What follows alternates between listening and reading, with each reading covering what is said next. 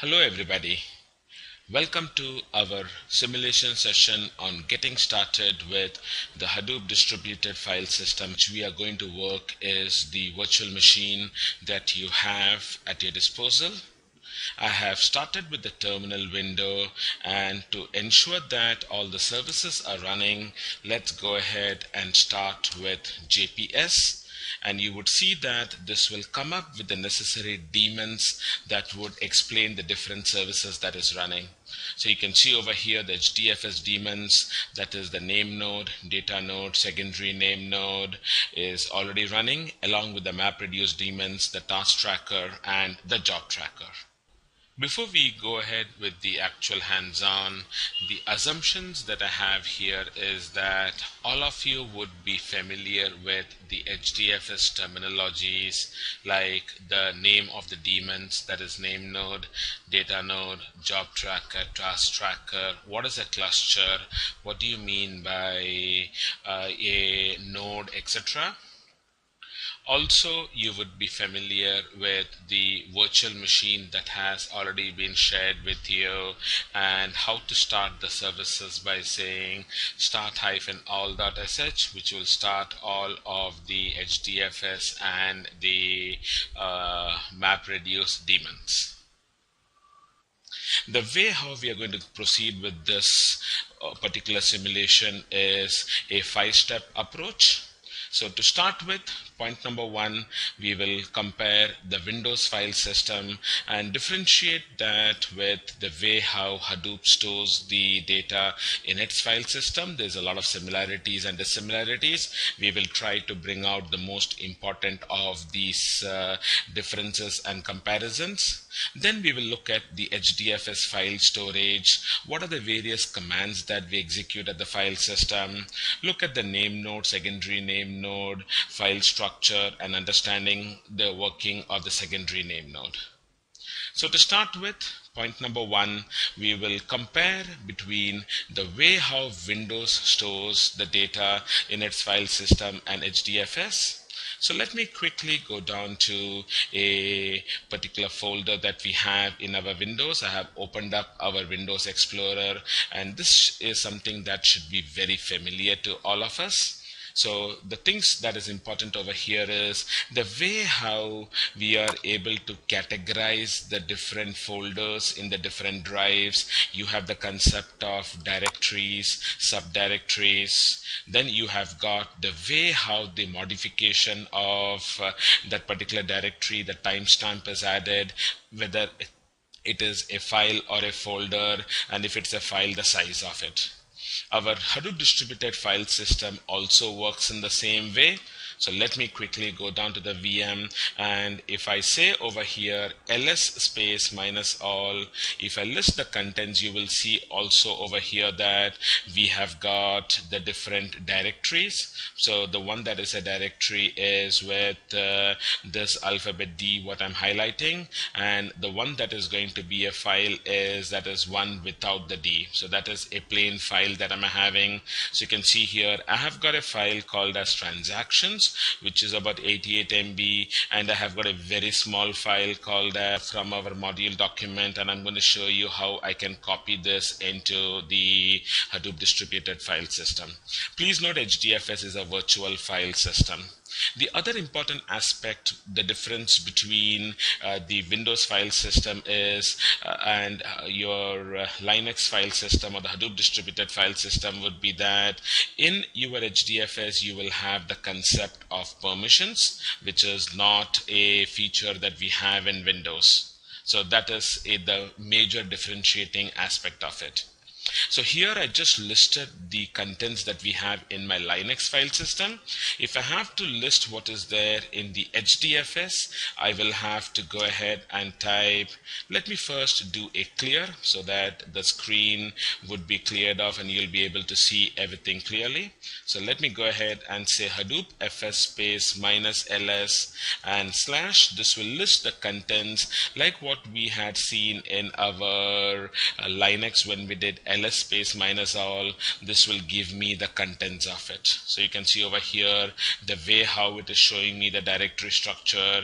It has got a HBase folder and it has got a home folder, and the same concept of permissions is available in our Hadoop distributed file system also. So let me go back to the slide deck. The way we have got the directory manipulation commands and the file manipulation commands of creating a directory, removing a directory, the same features are available in the Hadoop distributed file system also. So let me go ahead and quickly create a directory that we will be using in our sessions later on. Let's call the directory as input. So I would go ahead and say Hadoop FS space minus mkdir space / input. This will go ahead and create a directory in the Hadoop distributed file system. You can also have a look at the view from your browser also. So if you go down to the local host 50070, this is what is the name node status. So if I click on browse the file system, you see the new directory that I created right now that got listed over here. So it has got HBase home. If I go inside the HBase directory, there are a couple of files and subdirectories that is inside it. You can see that in the terminal window too. So let me quickly go back to the terminal window, and if you wanted to actually list the contents of your HBase, I have to just give the directory name and it'll go ahead and, like what we saw in the browser over there, it'll list the contents. So this is a quick comparison between the different file systems. Let's go down to the next point. How is the file storage that we have in a distributed file system? So what happens in Windows file system is the file is stored as it is in the blocks that we have in Windows, whereas your Hadoop distributed file system is a distributed file system, and the data is going to be broken up into the blocks of 64 megabytes each. The file extension would be a .blk, and the directory where this is going to be stored is what would be specified in the hdfs-site.xml. When you created your new Hadoop installation, you would have entered a property called as dfs.data.dir, and the value that you specify over there is where the blocks will be created. So that's the difference of how the file gets stored. And please note, HDFS is a virtual file system. So let me go ahead and quickly demonstrate to you how do we copy a file from the Linux. So if I do ALS, since we are working on a pseudo cluster, the client and the cluster is there on the same machine. So I have got a file called as txns, which is more than 64 MB, and a file called as toc.txt. I want to move both of these files into the directory that I have created earlier called as input. If you want to have the exhaustive list of all the commands, if you just type Hadoop FS and press enter, it'll give you the complete list of commands that we have. So let me just move up a little bit and explain that to you. There we go. So you would see that there are various other options that we have, and we will be explaining a couple of them. I have explained to you what is the way how I create a mkdir, that is make directory. We can of course cat the files, and of course we can see this is the directory that I have created. We will be able to list it. So let me do a clear so that we go back to the beginning of the screen. And what am I going to show you right now is the way how we are going to copy the file into the HDFS. So I'm going to say Hadoop FS space minus copy from local. What am I showing you is a command how to move a file into the Linux file system. Oh, I'm sorry, from the Linux file system into the HDFS file system. So let me go ahead and say txns, and let me go ahead and put in the input directory. So what this would do is it will actually go ahead and copy that file into HDFS.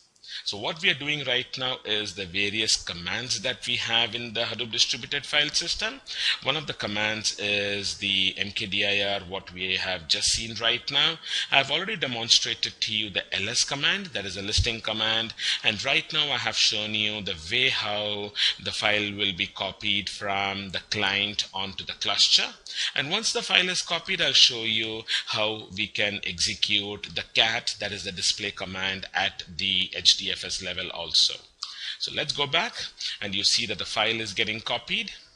And in fact, it has already copied. Let me go back to the browser, that is the name node status. And if I go back to the parent directory, let me go a little bit up. Let me click on this back window so that I can go back to the root. There we go. So if I scroll down, you would see over here at the name node status, the place where we have got everything stored. So the image and the edits are there inside the Hadoop in a folder called as Hadoop temp with DFS, and the data is stored in the form of blocks. Let's go ahead and actually see that. So let me go down to CD Apache, Hadoop temp. Let's do a listing of it, and you will see that there is a folder called as DFS. Let's do a listing of that. There is a folder called as data, and if I do a ls over there, you will see a file folder called as current, and all blocks are going to be stored inside this. Let me do a clear so that everything would be displayed over here. And now I'm going to say ls space minus all. You would see that there are two big blocks that we have just copied, a block of 64 megabytes. The reason it's showing as 67 is because we have got 1024 kilobytes. So everything is in multiples of 1024, and this is what is the 21 MB file. So if you want to see it in a human readable format, I can show you that also. Let me go ahead and do ls space minus h space minus all. So this will display that in the human readable format, and you can see over here the 64 MB file and the 21 MB file. We have already seen how the files are broken, but I have taken up a screen capture of that so that we can look at it once again before we move on. The place where the data blocks would be stored would be inside your Apache Hadoop underscore temp DFS data and current directory. And if you say ls space minus h space minus all, it will list the files along with the sizes in a human readable format. So you will see over here that I have got the transaction file that was loaded. It was broken into the 64 MB block as how it has been highlighted and shown to you, and the 21 MB block. Now let me quickly go back to the root, and let me do a clear, and let me go ahead and copy my file called as toc.txt, a very simple file that I had created before, which I am going to show it to you. So instead of the transaction file, let me go ahead and put in the table of contents.txt into the input directory. While that happens, let me quickly go back to the browser, and if we navigate to the browse the file system over here, you will see the way how what we saw from the console, you will be able to see it here.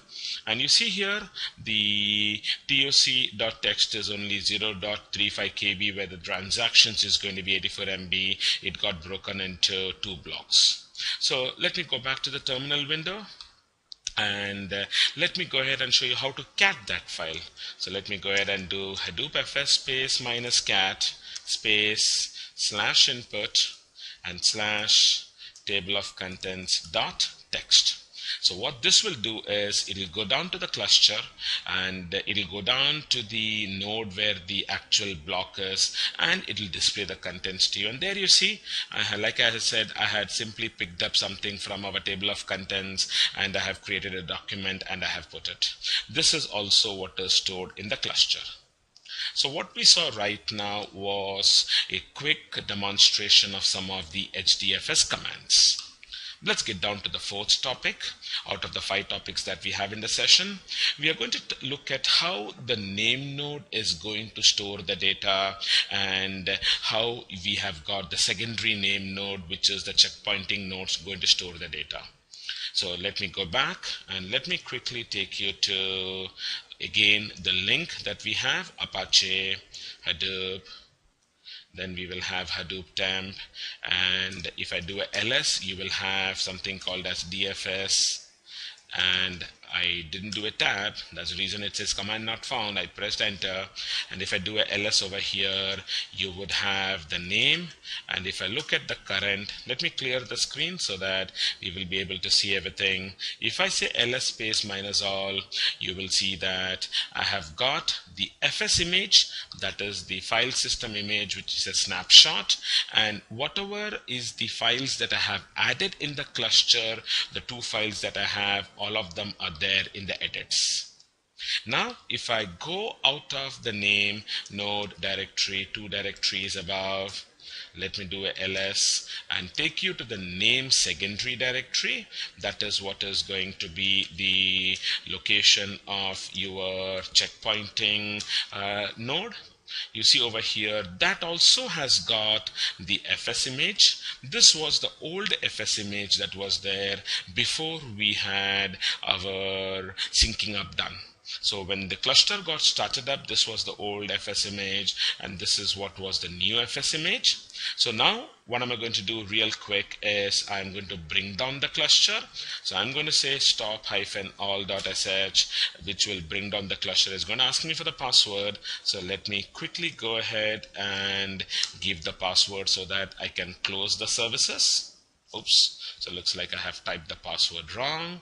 Yep, I didn't type the word user. So that's the reason it's giving me this error. Let me wait for a couple of seconds, and then it'll quickly come up and give me the password. So what am I trying to demonstrate over here is once we bring down the nodes, we bring down the services, automatically whatever is there in the FS image that is there in the metadata, let me do a Control-C. So it's asking for the password. Let me go ahead and give the password real quick. So that should work. See how it is stopping the services. It's stopping the task tracker, it has stopped the name node, and it'll stop all the services. So whatever is there in the name node in memory, that will get persisted into the FS image. So the edits, whatever is there, that will be applied, because in the memory we already have got everything already uploaded. Okay, so let me quickly go ahead and give the password again. There we go. So see how it is stopping the data node.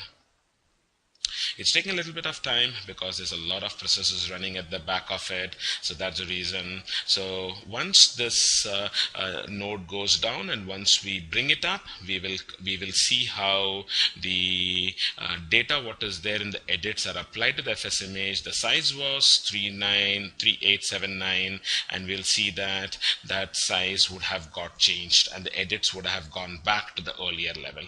That's what we are going to see. So let me quickly do a JPS to see what all services have started. Yeah, so let me quickly go ahead and kill this process. Not the right way of doing it, but then since we have got some of the services running, okay, so let me do a, hey, it got closed automatically, so that's nice.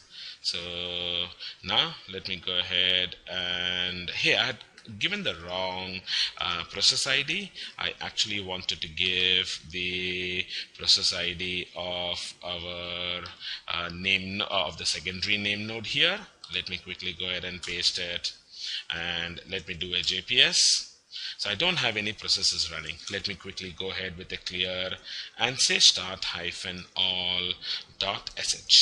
And this will start all the services. You can see here. Now let me carefully give the password so that it will start smoothly. So there we go. The name node is started. And now we have got our data node also starting. Very good. All smooth till now. Secondary name node got started. It's asking for the password for the job tracker. There we go. I have entered that. And now if I do a JPS, I have got my full cluster up and running. Okay. So this will show me all the different daemons that we have.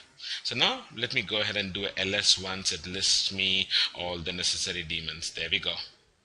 So now let me go ahead quickly and do a ls space minus all, and you would see here, hey, we are looking at the name node secondary. So this was the earlier checkpoint that was in name node secondary. So I need to actually go down to the name node location, not the secondary name node. So that is there in a folder called as name. I'll go down to current. Let me do a clear and let me do JPS, and you would see the way, hey, not JPS, ls space minus all, and you will see the way how it was 3879 that got changed, and the edits has gone back to 4. So what we saw real quickly in this demonstration was the way how the important files are stored in the metadata is stored in the name node structure. The whole metadata is there in the main memory, plus the persisted copy of that is there in the name node directory. We also saw the secondary name node directory, and now it is not possible for us to always shut down the cluster, right? So when the cluster got shut down, that was a time when the edits was applied to the name node.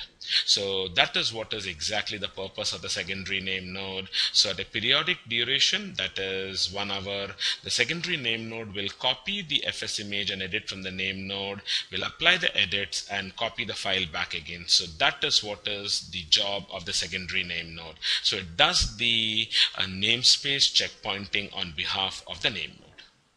I have deliberately taken the screen capture of the commands what I have actually shown it to you.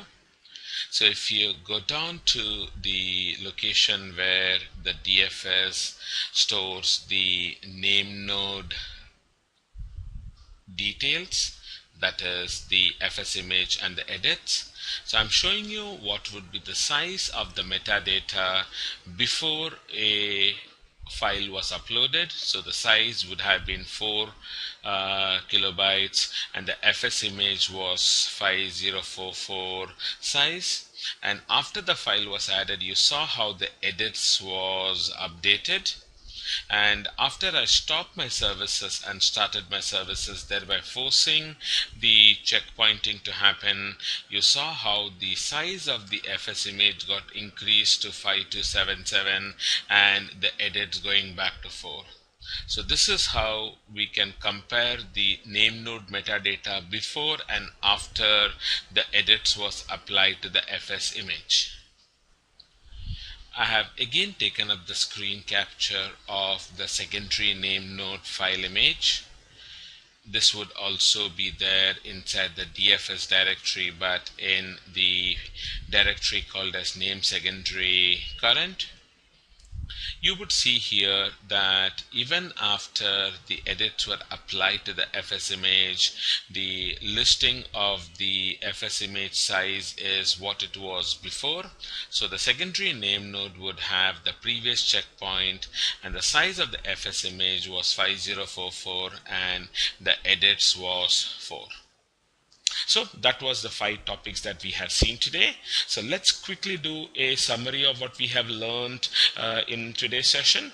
We did a comparison between the way how the Windows file system works, the HDFS file system. The biggest difference is there is no permissions that we have implicitly shown to us at the directory level in Windows. The way how the blocks are stored in the form of 64 megabytes, it gets saved in the form of BLK files is what we saw in the HDFS file storage.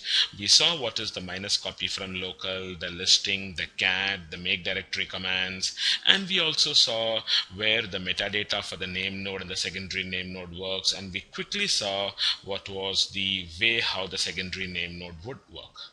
So thank you so much for watching this simulation video.